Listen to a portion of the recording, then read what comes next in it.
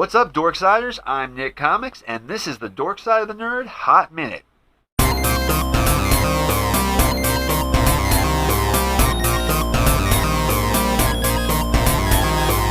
This Hot Minute will be covering all the awesome trailers that came out of the Super Bowl this year. That being said, let's dig in. Civil War. Civil War showed us the lineups for each of the teams. Team Captain America is Winter Soldier, Falcon, Scarlet Witch, Hawkeye, and Ant-Man. Team Iron Man is Black Widow, Black Panther, War Machine, and Vision. Black Panther's costume looks amazing. And if you look on Cap's shield during the lineup shot, you can see what looked potentially like claw marks from Black Panther's vibranium claws. Iron Man's glove morphing onto his hand just in time to stop a bullet was very cool. And we see Cap finding Bucky Barnes in some sort of chamber with all sorts of wires and tubes coming out of him. Spider-Man was nowhere to be found, but we don't expect to see any of him until the movie.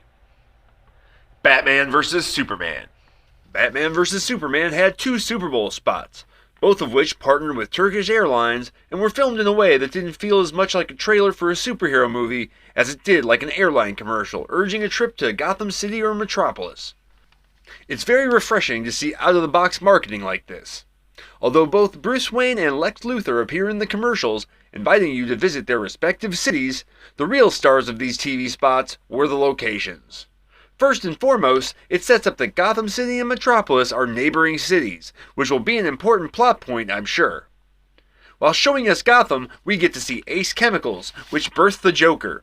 We get to see the Bowery, where Thomas and Martha Wayne are gunned down.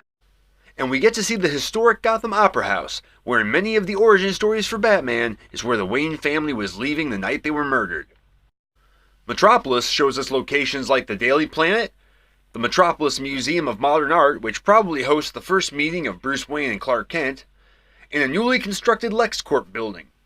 While listening to their monologues, you can detect an underlying tone of rage in Bruce Wayne and a bit of sinister plotting in Lex Luthor. X-Men Apocalypse. The look of this trailer was far superior to the first.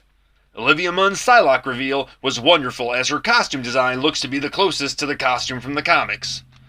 Munn has mentioned her interest in doing a standalone Psylocke feature film, but whether or not Fox is considering this is unknown. Apocalypse himself looks and sounds different in this trailer, and that is definitely a welcome improvement from the first trailer. On the flip side, we see Michael Fassbender reprising the role of Magneto, but his revamped costume fell short of his look in Days of Future Past. Evan Peters will be returning as Quicksilver, and yes, it has been confirmed that just like the comics, he will be Magneto's son. Game of Thrones alumni and newcomer to the franchise, Sophie Turner, will be bringing Jean Grey to life, as well as a fellow newcomer, Ty Sheridan, who is portraying Scott Summers. There's unconfirmed talk of the Phoenix Saga possibly finding its way to the big screen, and I feel that possibility rides mostly on the acting and chemistry of Turner and Sheridan, who will be at the center of that story should it happen.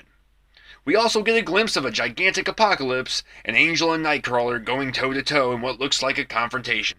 We hope you enjoyed all the great trailers that came out of the Super Bowl this year. Thanks for watching, and as always, may the nerd be with you. Don't forget to like and subscribe to get all of our future Dork Side of the Nerd Hot Minutes. Thank you for your support.